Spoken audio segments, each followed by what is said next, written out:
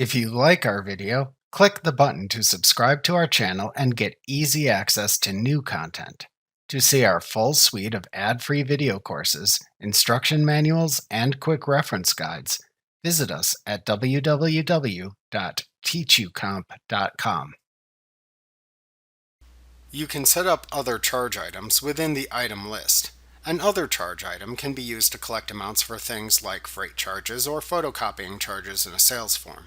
You could also use it to collect membership dues or assess some other type of miscellaneous fee in a sales form. You create other charge items by first opening the item list. To create a new other charge item, click the item button in the lower left corner of the list window and then select the New command. In the New Item window, select Other Charge from the Type dropdown. Then enter a name for the charge into the item name/number box. If you want this charge to be a sub-item of another charge, check the sub-item of checkbox and then select the main charge item under which the current item should be categorized from the adjacent drop-down menu. Then enter a description of the charge to display in invoices and sales receipts into the Description field. Enter the amount or percentage for the other charge item into the Amount or Percent field. Then enter the tax code and assign the amount of the charge to an income account using the Account dropdown.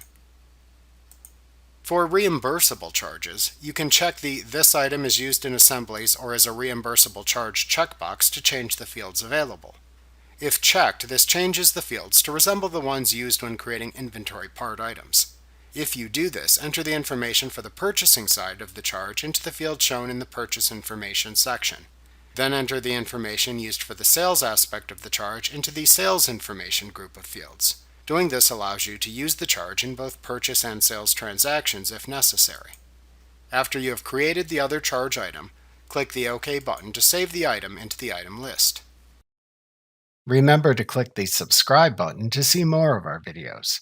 See our full suite of courses, instruction manuals, and quick reference guides at www.teachucomp.com.